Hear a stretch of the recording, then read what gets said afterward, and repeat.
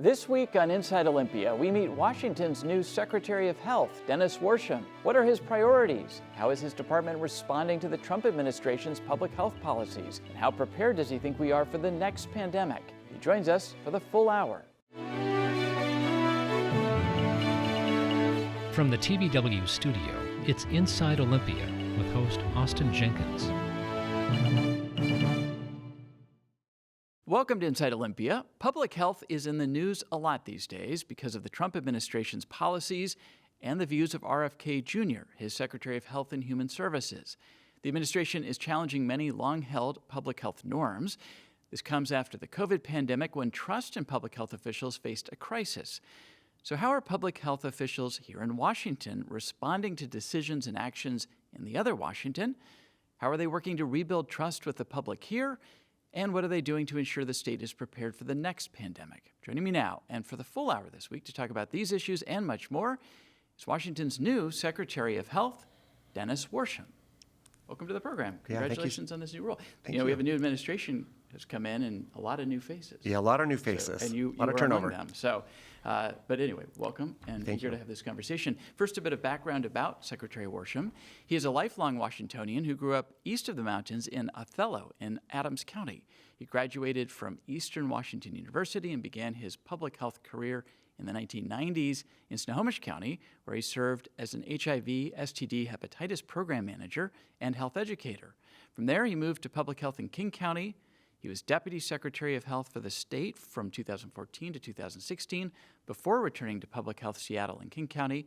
And just prior to becoming Secretary of Health here for the state of Washington, he was Director of the Snohomish County Health Department. Here's some background on the Washington State Department of Health. The agency serves as Washington's principal public health authority, whose mission is to promote and protect the health of all people in the state. Its areas of responsibility include communicable disease control, public health laboratories, environmental public health such as drinking water safety, behavioral health, crisis coordination, and licensing and discipline of healthcare providers. I should also note that it is an agency of about 2,700 employees and a budget north of $2 billion or $2.5 billion. So let's start with a long career in public health, an upbringing on the east side of the mountains, and now the opportunity to helm the state's Department of Health. What brings you to this moment, this role? Why did you want this job? Yeah, good. It's a great question, especially given all the complexity and the challenges that we're facing right now. As you noted, I've been in the public health system, the governmental public health system here in the state of Washington for over 32 years. My degree is actually in health services administration. I was over at Eastern, and I had ran on a student government platform. They were the only four-year university that didn't have student health. And so I wanted to make a difference, and aligned with my interest in my studies is I did run for student government to begin those services. And I was elected, I worked on those things, and when I graduated, actually stayed and implemented those. Meaning that when you say public or health services, meaning students didn't have access like an infirmary or to health. That's exactly right. So it was the only four university that didn't have a student health program where they actually provided medical care. At the time, Eastern was considered somewhat of a commuter school. It was a little bit older population, people coming in from the Spokane area. And so some of these older adults coming back were having challenges of really having access to healthcare, and so modeled it really after University of Washington's Hall Health Program, and we did a contract to provide those services, direct services for our area. It's an interesting piece. My first taste in politics, which I know you've covered for a long time. I looked to see where the dollars were coming in, and they were mostly of the student dollars going to the athletic program.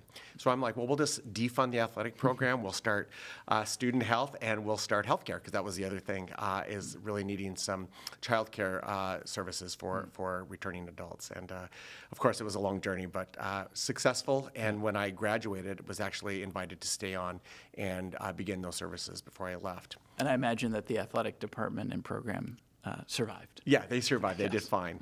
And it was during that time after my graduation, I also came out as a gay man. And this was in the early 90s, and we were in the middle of the HIV epidemic. And I really felt I wanted to give something back into the community in which I was coming out. And so began looking for an opportunity to do something in the HIV arena. At the time, Northwest AIDS Foundation was one of the models across the country doing really amazing work. And they had no job openings, and but there was an opening in Snohomish County. So I applied, wasn't really overly familiar with public health, and began my career there. And, the piece that gets to the question of why I am doing the job now is really tied back to that very first time. I would say we would start our staff meetings every Monday in the HIV program reading the names of people who died that week. And, it was such a call to action and a commitment to trying to change that trajectory and really trying to do things from an equitable perspective, from a community that had been historically marginalized, and really that the federal government was slow to act during that epidemic. Fast forward all these years later, I thought at the end of my, been in the governmental system for over 30 years, I thought I'll retire early and do something different. And a little burned out after COVID, and I was on vacation, and the executive orders under the Trump administration started to fall, and it was that very similar commitment and moment that I had brought me into public health was the attacks on historically marginalized communities and starting to see the executive orders fall. It really was either a flight or fight moment. And I felt I had one more fight in me, and so I put my name in the hat to be considered for the position. We'll talk a lot more in the minutes ahead about the Trump administration policies and sort of the state's reaction and pushback on that. I do just briefly want to ask you about your upbringing in Eastern Washington and the perspective that brings, and also invoke, we were talking just before we started about Mary Selecki, who was a longtime Secretary of Health, appeared many times on this program, recently passed away, but I know was I don't know if mentor is the right word, but somebody that you contacted in the context of this job. So just a word or two about Mary's influence on your career and kind of the perspective of somebody from east of the Cascades. Yeah, thank you. Mary was a force to be reckoned with. I think that's a fair enough term with Mary. Also came from a non-traditional public health background, provides services over in Eastern Washington in the Tri-County area up in northeastern. Far northeast Washington.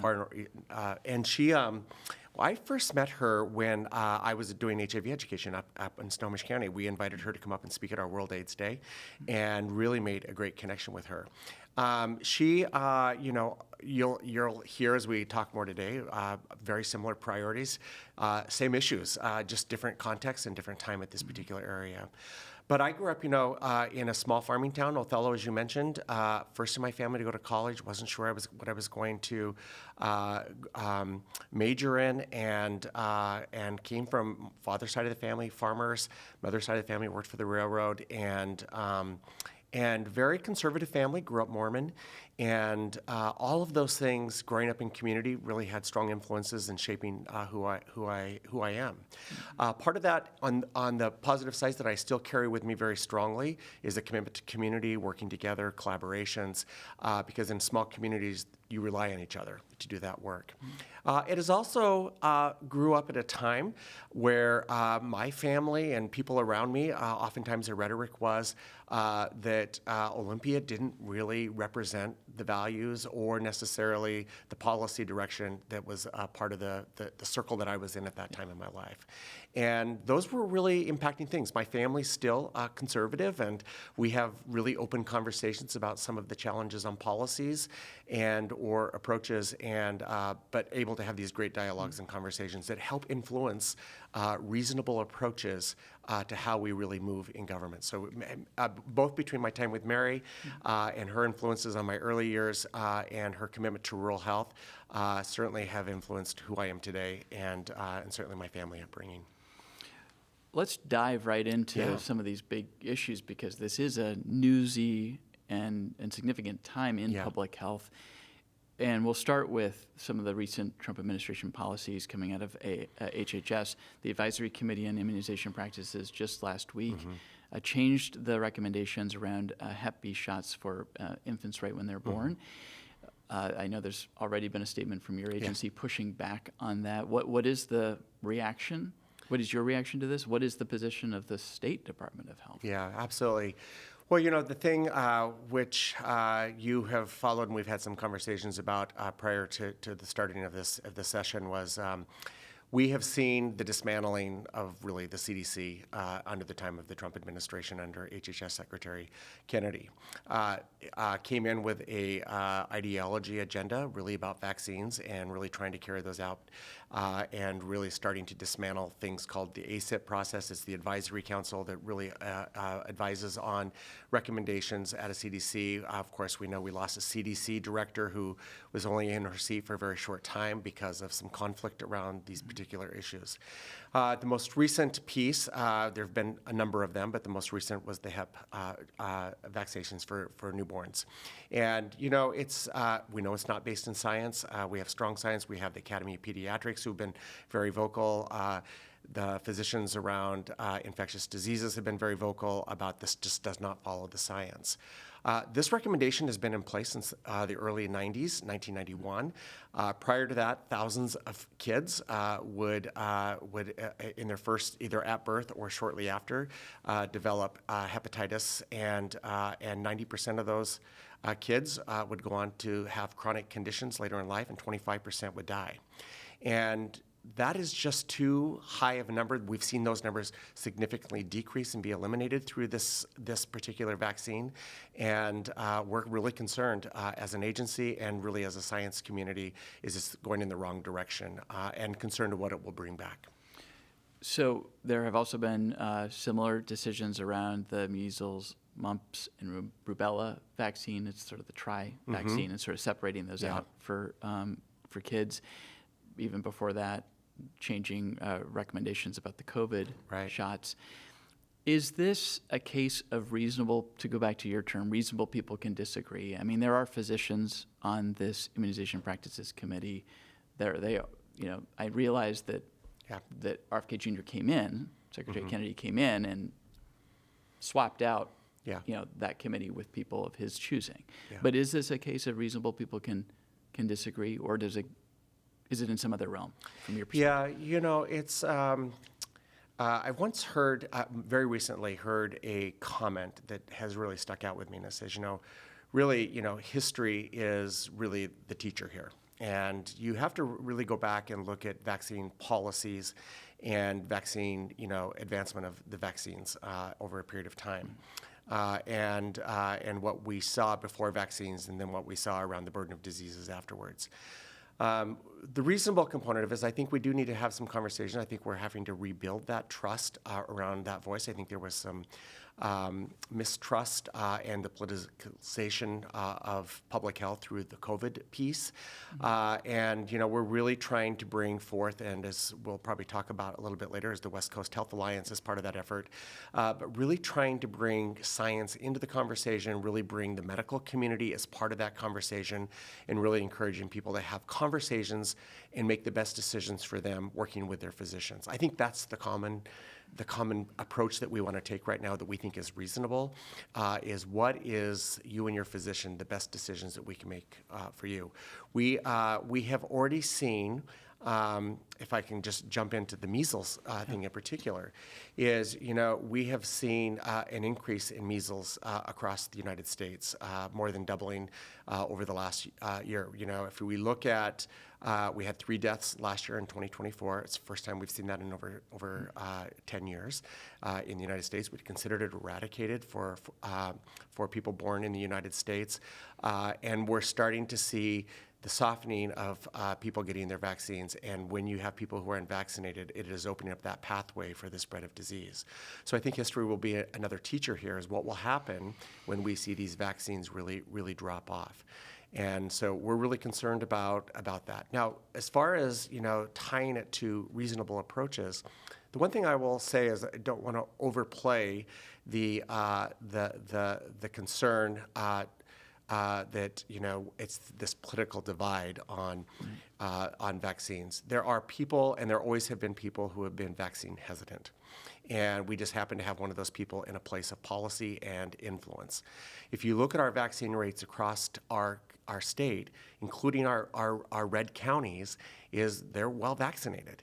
And so there are strong beliefs on both sides of the aisle on the effectiveness of vaccine. We're seeing this also play out at the national level with some of the pushback from some of the Republican folks on vaccine and some of the direction that Kennedy is taking the ACIP recommendations.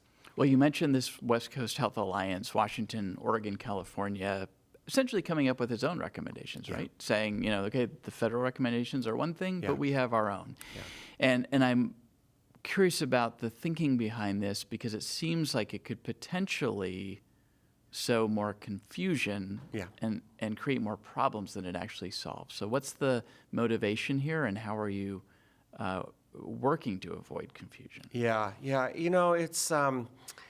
It's a good question, and it's a challenging time we're in right now with the amount of misinformation that's out there. I think social media has played that card even more strongly about where do you get the information, where do you get the trust. Let me say a little bit about what it is and what it isn't.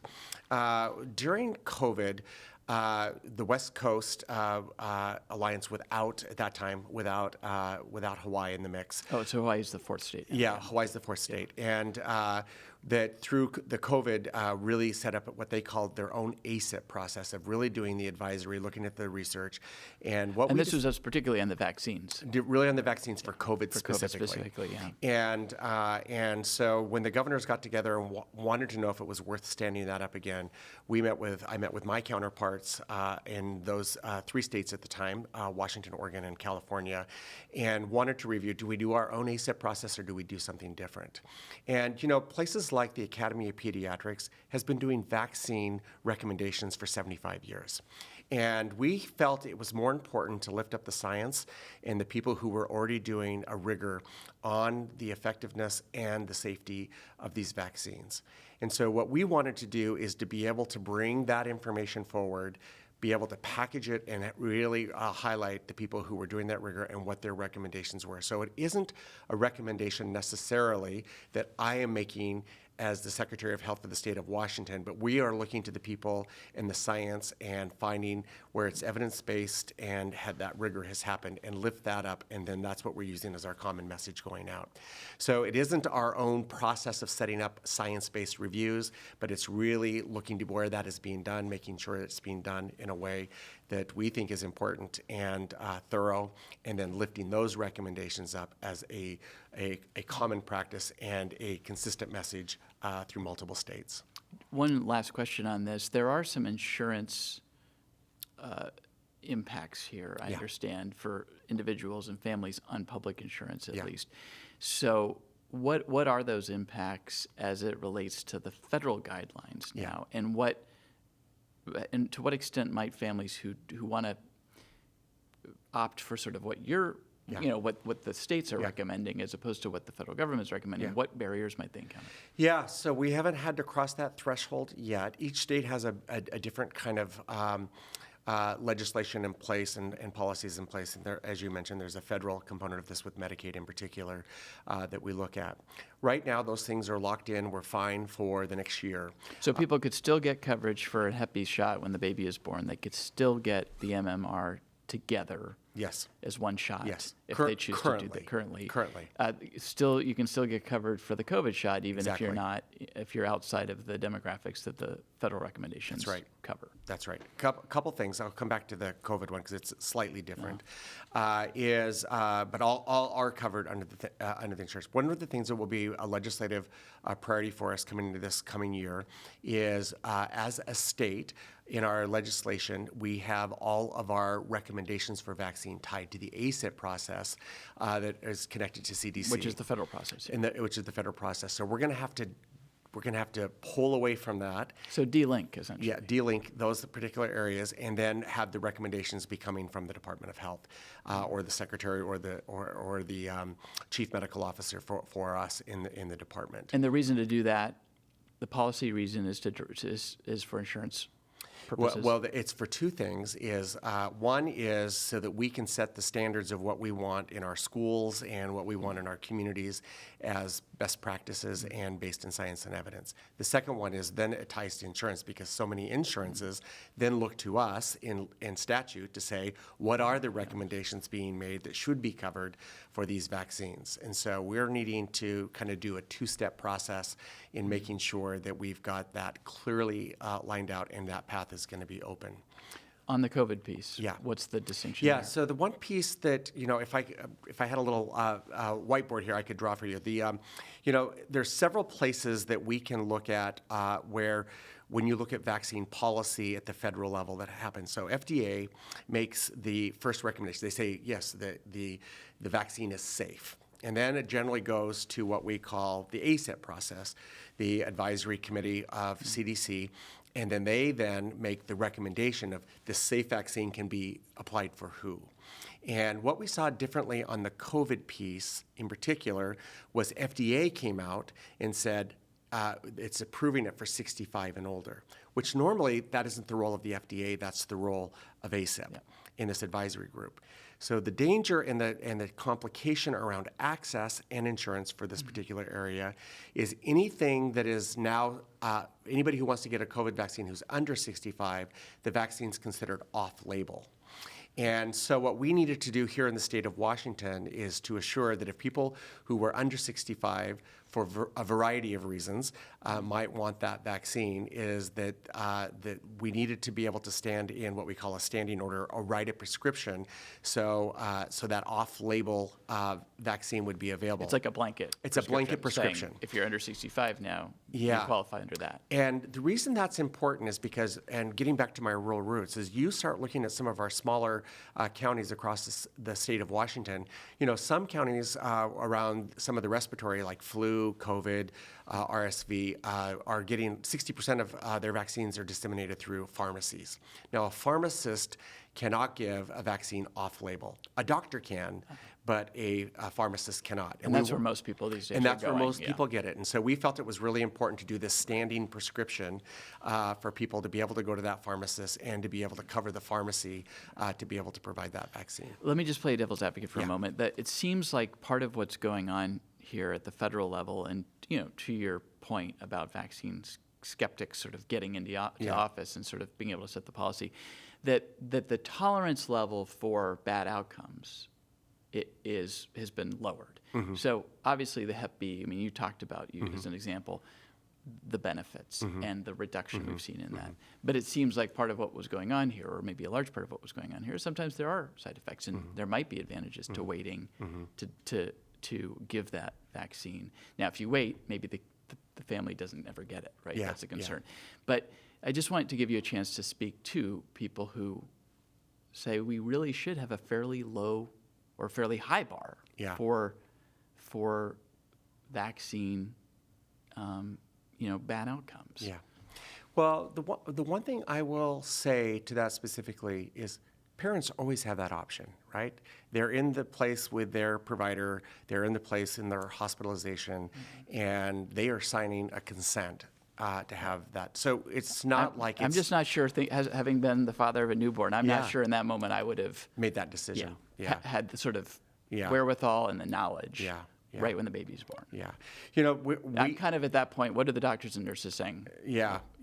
I think the thing that we're going to have to do, to be really honest with you, is we're going to have to really step in our place of education for folks. And we're going to do this in partnership with our medical community around this effort. But, all vaccines, there always are some side effects that are potential.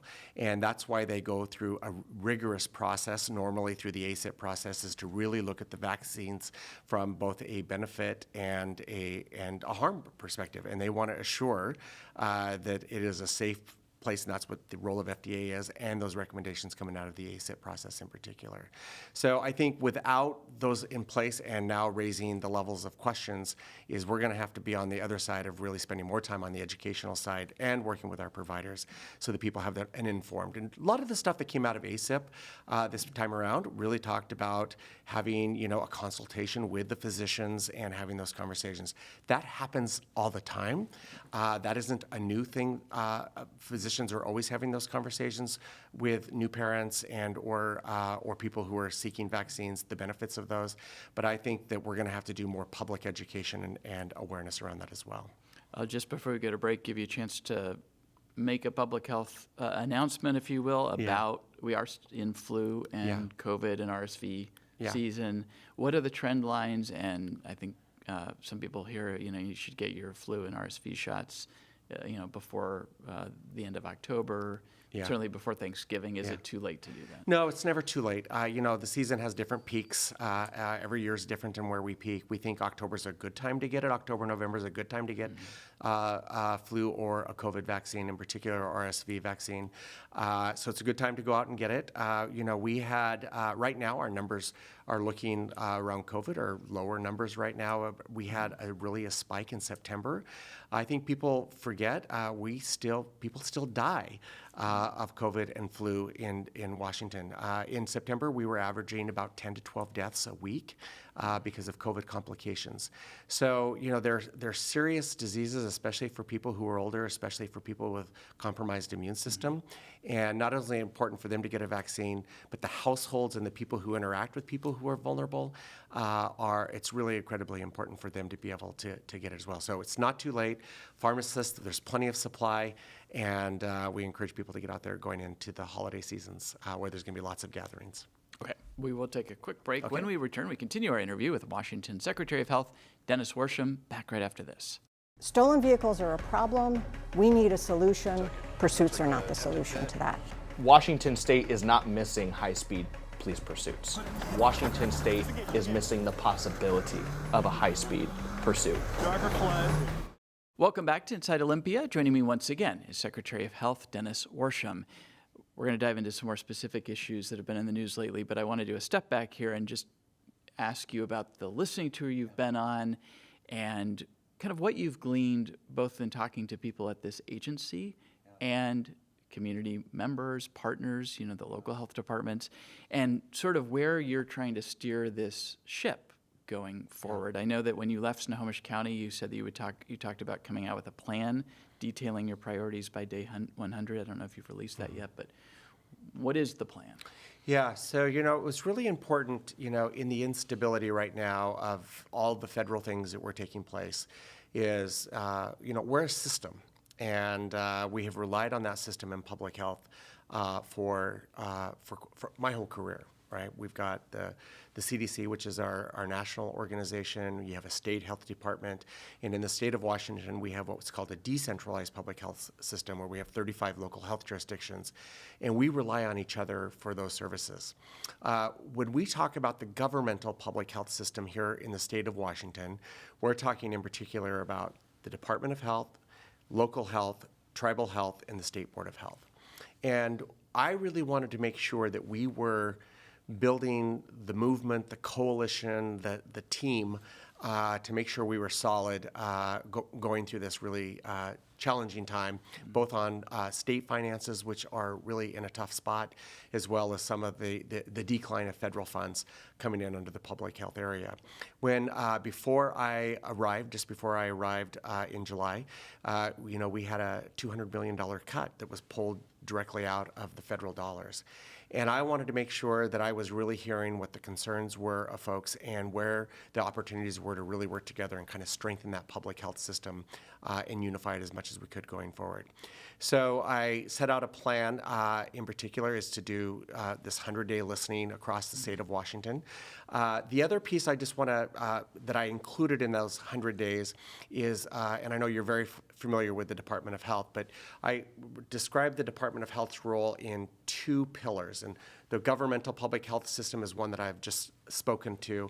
The other one is we have responsibilities in the healthcare side, and we regulate all the hospitals and all the healthcare professions in the state of Washington. And when I came back in, although I'd been the deputy here for a short period of time, is I went back and looked about what really established the Department of Health and what was its purpose. Because I knew as budgets start to shrink is like, what is your core work that you really should be focused on?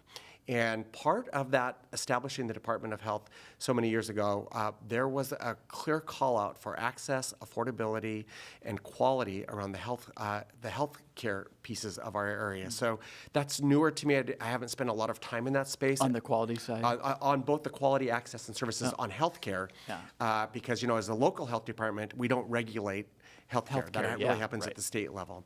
And so I felt like I knew the governmental side, and I wanted to have a conversation there, but I also wanted to have the conversation really under the healthcare side to see what we could be doing as an agency to really support them around access, affordability, and quality. And so the listening tour really got out, and we met with local health. We met with rural hospitals. I started out intentionally in rural Washington in the hospitals. This was shortly after H.R. 1 passed and the Medicaid cuts that were really devastating, and what we were going to do in this place of these additional cuts. So what I learned in the first 100 days is people are anxious to have these conversations and to build the support and the coalition about how we're going to really do this together. Because there is isolation when you feel like I'm running Othello's rural hospital, is who's going to help really navigate this system. And if you're working up in Tri-County, Northeast Tri-County, and you're the local health department, who's going to help us to make sure we've got all the support we needed to do this work? A couple areas really came up in this focus area. One is on the healthcare side with the Medicaid cuts, as you probably have reported on, is about 250,000 people are going to lose their Medicaid coverage. Another 150,000 are going to be priced out. We're getting close to about 400,000 in the projection. We've got 800,000 people, that's half, in the state of Washington who rely on Medicaid. When I sat down with Othello, Toppenish, Jefferson counties, some of those counties in particular, 60% of their payer mix is Medicaid. And they're like, we hope to keep our doors open, and what can we do around really supporting each other in these particular areas? It was helpful to come back and have those conversations with my team. Are there things in the regulatory environment that we can really focus on to really help offset or help support these rural hospitals in these particular areas? And do you think there's something your agency can do as opposed to Healthcare Authority or DSHS or the legislature in terms of funding? Yeah, we have a piece. We don't have it all, of course. So one of the things, as you know, from the federal administration came out a rural transformation grant. Some of the stuff we learned in that listening session, we brought to the table. Healthcare Authority led that application. DSHS and the Department of Health, we were at the table to help shape that. And part of that was that input that we heard from folks in really what they needed. So around workforce, around technology, really trying to really support them in areas that were high cost to be able to really get to some efficiencies in areas of their focus. All 50 states, I think, are submitting plans for this rural health transformation. What is the timeline, and what opportunities and funding will it open up? Yeah. So we hope to hear something. We've already submitted the application. It's a two-part application. We submitted those already. We're waiting to hear. We're hoping to hear something by end of year. There are two pots of money that are available to us in the state of Washington. They both are in about $100 million range. The first one, get the application in, and we're pretty guaranteed that we'll get that initial $100 million out the gate. The second, we're less. We applied for both, but it's comparing each state about how rural it is. There'll be a criteria that will be aligned. That'll be about 50% of the scoring of it. The other 50% is going to be tied to policy and alignment with the federal government, which we think will probably be less competitive in those particular areas. That's where we get the blue state versus the Trump administration divide. That's right. Will that first $100 million, where will it go? Will it help keep rural hospital doors open? Yeah, well, What's the purpose? If you look at the national landscape, right, is really the money that's coming in is just a small fix to what the money that was actually cut. We have prioritized that area and really supporting rural hospitals in particular, looking at telemedicine. How do we help them with their technology and their support of those areas to help age in home? We've looked at workforce. You probably are aware. In rural communities, workforce recruitment is really, really tough, and looking at some of the behavioral health issues and really to help support them in coverage in those particular areas of focus. Any other kind of big picture takeaways or visions for where you're headed? Yeah, I think the other piece on the public health side is really trying to assure that, we've talked a lot about vaccines already, but to really assure that we have access and availability for vaccines. And if we are starting to see access start to reduce in our local communities, whether they lose a hospital because of these Medicaid cuts or pharmacies have challenges, is we want to make sure that public health is ready to stand in those places like we did with COVID and other places, is to ensure those vaccines are available in each of the communities for those people who want those vaccines. I mentioned in the introduction the idea of the COVID pandemic, both being a period where trust in public health was damaged, but also the idea that you need to be thinking about the next pandemic. Yeah. What is, and your agency has been cut, there have been layoffs, local public health is in, taking, it's hard budget times for them as well. What is your sense right now of our preparation level and also the danger or threat? I mean, hopefully it's a 100-year cycle, if that, hopefully it never happens again. But what's your sort of threat level? Yeah, I have to say, this is not uncommon in society as well. You have an emergent issue, something that is taking the lives of people. Money comes in, they fund the response, they fund the system, and then when you get into budget cuts or challenges, then you defund it, and then you're kind of back to where you started. The $200 million that I mentioned that was reductions right off the gate out of the federal government they were called COVID dollars, but it was really about what did we learn during COVID and what was our system challenges and what do we need to do to better ourselves in order, if we have another pandemic, that we're ready to do that. That $200 million was implementing some of those particular areas of focus, and so we're, are we ready? I don't think we're going to be ready if we're back in that same spot. I always give the example, is Snohomish County in particular, where I started my public health career, left and came back, that when I left there in 2005, they had, roughly about 320 employees, third largest county in the state of Washington. Because of public health cuts and things that were going on over a long period of time, when COVID hit, they had the first case, as you may remember, they were down to 106 employees. They had lost 2/3 of their workforce. So part of that response is you have to rebuild your workforce, you have to train your workforce, you have to set up your data systems in order to be able to do that. I'm concerned that we're going to be going through this period of reduction again, both at the federal level and at the state level, will have impacts on our readiness to be able to respond if we have another pandemic. I know there were some, at least projections when your predecessor was in office about the number of people just leaving the State Department of Health because of retirements and attrition. And what's your current staffing situation, and what does it look like when you're trying to recruit the next generation of public health employees? Good question. So we through some of the federal budget cuts, some reduction at the state level as well over the last session. Before my coming in July, we'd lost about 300 employees. And we do have some federal dollars that we're watching very closely to see if they'll be continued or not, which will have another impact. We have about half our funding comes from the federal government, and we see reductions come into the federal government. When the federal government takes reductions, we see that directly into the programs and services that we provide here locally. I want to ask you about some of the things that have been in the news, including this bird flu death out in Grays Harbor County. Yes. It was a Grays Harbor resident. It was, I guess, the first death in the country related to this particular strain. Yes. And this was somebody with a backyard flock, but also some health issues. But tell us a little bit about that case and what kind of warning it provides. Yeah, so there's a term we use in public health or in the science area called around zoonotics. It's really when we get a disease from an animal to a person. This, we have, been monitoring, bird flu, varieties of different strains for a period of time. We've seen different ones where there has been a transmission from an animal to a human, especially people who work closely with animals, infected animals in particular. This particular case, why it was so unique is it's the first time we had seen this strain actually move from an animal to a human. And unfortunately, this person did pass away, and really, hard thing for us working closely with the family and the loss of this individual. But CDC involved, or there are other local health departments involved.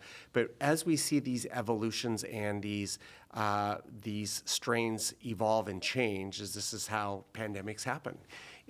Luckily, it is a similar strain to what we've seen before, unique but similar, and there is not a transmission from human to human. It's only been from animal to human, which really keeps the risk low for people. But those things we watch carefully in order to see if it will actually grow and evolve into something bigger. At this point, the risk is low. There's no evidence of human to human spread. That's correct. That's kind correct. of beyond this particular case. That's correct. And is there, for people who have backyard flocks, what is the public health recommendation? Yeah, at the this public point? health recommendation Has is... it changed as a result of this? No, it hasn't changed. We've said the same thing around avian flu in particular. If you have sick birds, don't handle them. If you have a dead bird, don't handle them.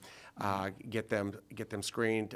We know that this particular strain probably lives in our wild flocks. This particular case in Grays Harbor had outdoor flock, both of ducks and chickens, and interacted with wild as well. And we do have strains in the wild that are not always found in what we call our backyard flocks. So don't handle them, don't touch them, and if you're concerned about something going on, is to call us, and we will send people out. We'll help with the testing and make sure that people are protected.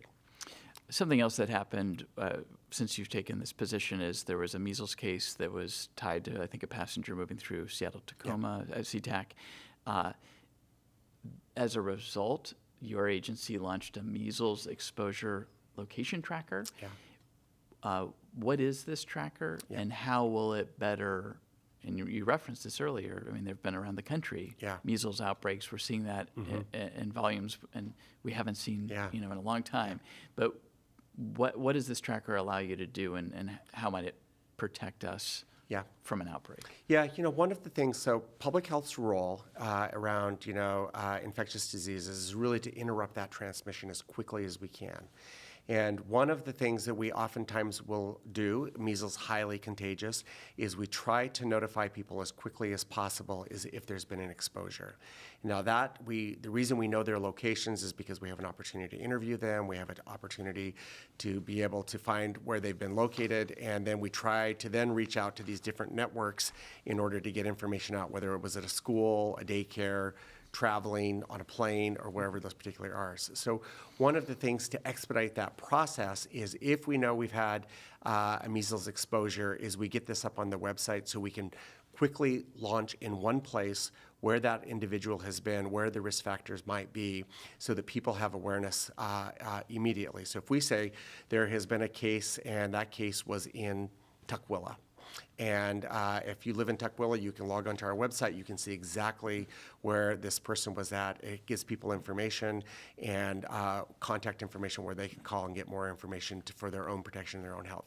So the idea is to speed up this process for people to know if they've been exposed without waiting for public health to call And them. to be clear, is that the difference here, what this tracker allows you to do is to put the patients or the person who's gotten sick, put their movements That's exactly kind of right. into a database and then make that a public-facing That's right. thing that That's you can right. see. Because normally what they would rely on is for us to call them and let them know they've been exposed. This actually puts it on a website where people can log in and actually see it.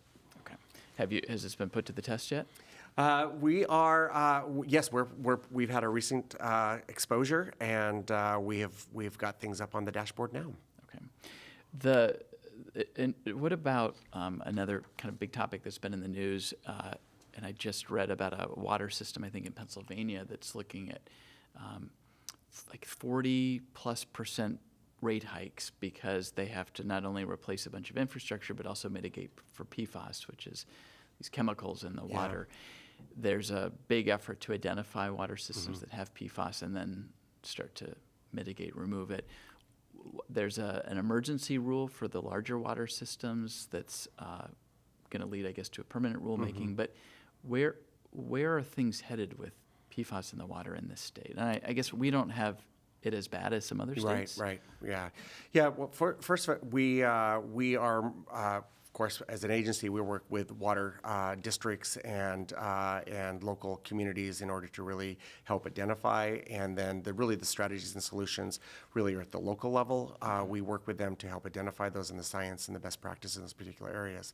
It's an kind of emerging science that we continue to see. It's, we've had some issues over, in particular, getting up to speed a little bit more, but over in Spokane, out in the Medical Lake community, where they really are checking. Like, these are chemicals that have really been, in the soils and in contaminating water sources, and they are really tough to clean up. So we're really having to work with our legislative partners and really get some tools in order to be able to help fund that and really reduce and mitigate that risk for people. But it's really a partnership that we do both at the state and the local level, and with the water sources. Are you hearing the kind of cry of there's not enough money to fund this cleanup?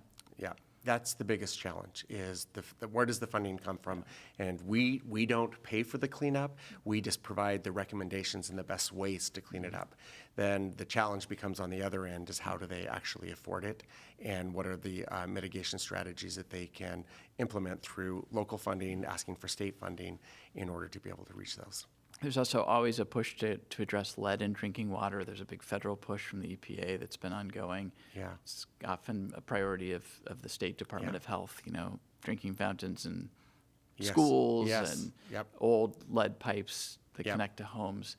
I mean, that's an ongoing effort, but any updates? Nothing new in that particular area. We do have a robust team that goes out and does testing within schools, within school drinking water systems, and then provides reports back. Again, our job is to work with the schools and the school districts in both the diagnosis and the plan.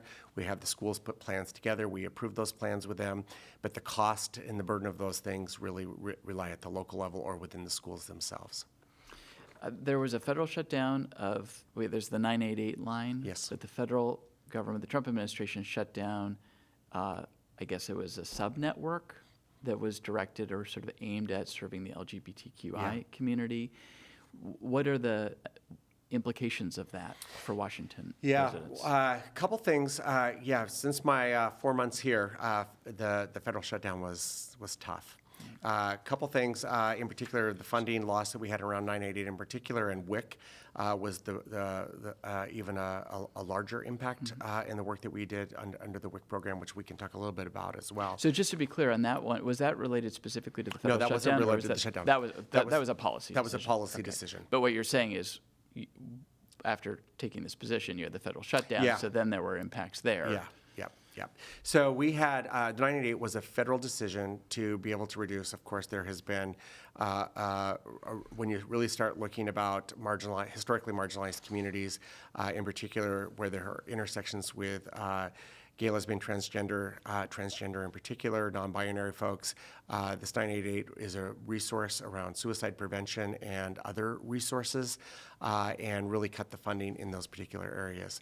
So we are still maintaining as best we can on a limited capacity, but trying to figure out how we sustain that work. It's a high volume that we rely on people, that we have a safe place to go when people need help, that they can call to, and it's part of the suicide prevention work that we are doing. How is this sub-network, how did people access it? Was it directly through a 988 and then you would be routed? Or how did it work? And then routed to service providers based on the community in which they're calling So in from. this state, despite the federal funds, have you been able to maintain services? Currently, we're able to maintain it. We'll see if we can sustain that based on where our budget is.